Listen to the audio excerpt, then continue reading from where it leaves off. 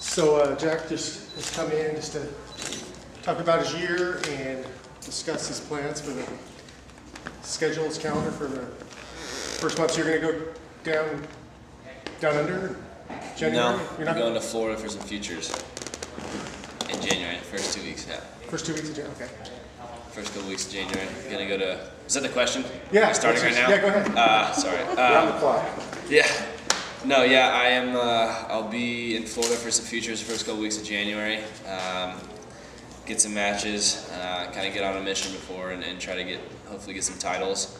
And then probably take a couple weeks to train and definitely get physically ready and everything mentally ready for San Jose and Memphis. I have a wild card in both main draws there, so I'm obviously really looking forward to that.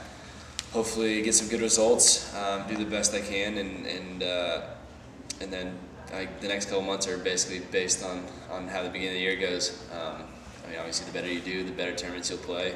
And if not, then probably back to playing some futures challengers and see how that goes. Hey Jack, Steve Fogelman from Tennis Maryland, and now I'm freelancing for Tennis Grandstand because he wanted me to talk to you specifically. Okay. Got a couple of questions for you. I'll share the floor. First of all, how difficult of a decision was it to skip college and go pro right out of high school?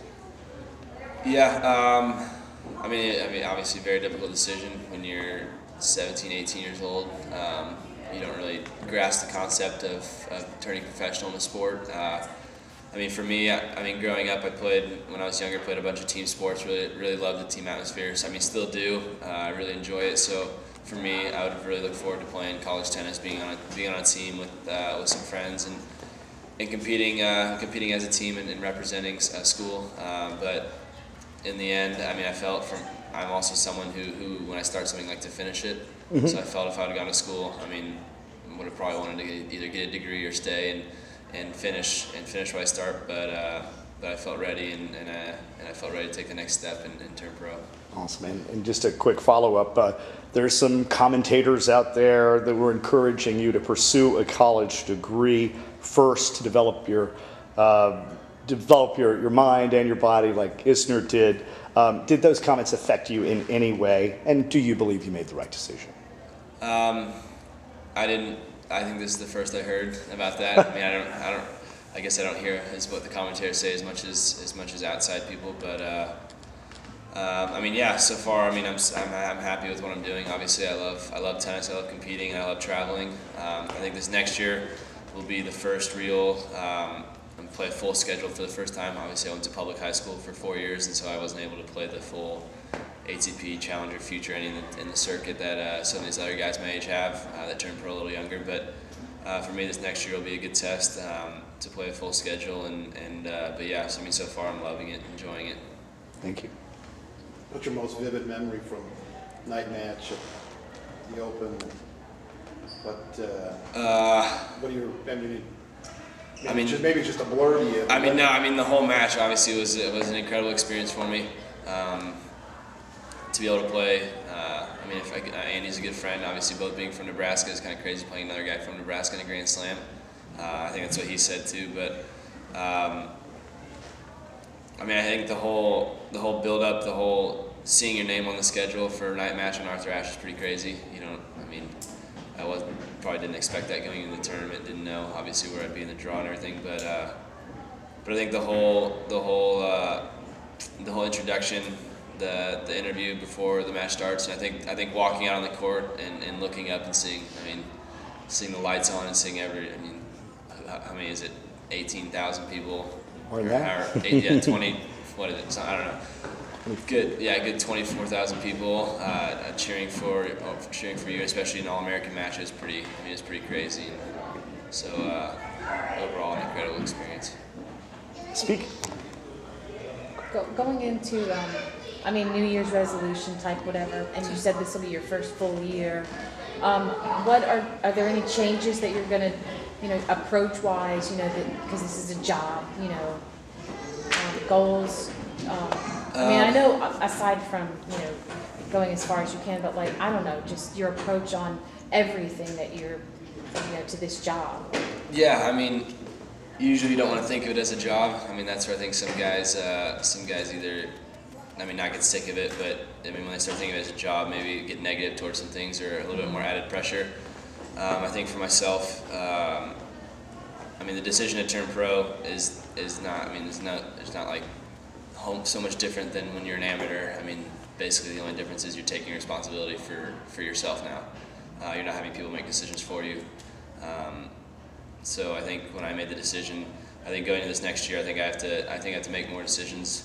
Start making decisions on my own. Start being, I mean, overall a lot more. I mean, I'm pretty professional as it is, but being a lot more professional about the approach into tournaments, and then obviously just getting better and better at tennis, and then getting more and more physical and in better shape to be able to hang with these guys, especially in the best of 5-set matches. So overall, just doing things better.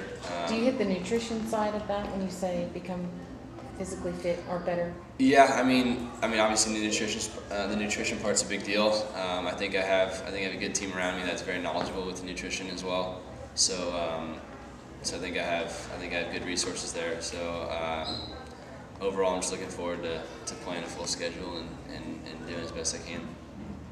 Jack, you've been on the tour just a brief time. Is there anything about it that's surprised you or you didn't expect once you started playing matches on a professional level? I mean, nothing really surprising. I mean, I'd played futures, challengers on and off. I'd played a couple ATP tournaments, kind of my senior year in high school and stuff, when I could and when the schedule worked. But I mean, the biggest difference is these guys are so physical. They're beasts on the court. So I mean, if you want to hang with them and if you want to be top in the world, compete with the best in the world, you obviously have to be in incredible shape. You have to have an incredible mind. So I think that's the thing that really hits you once you start seeing these guys play. So obviously, the younger guys and myself are all working towards that, so we can get to that level.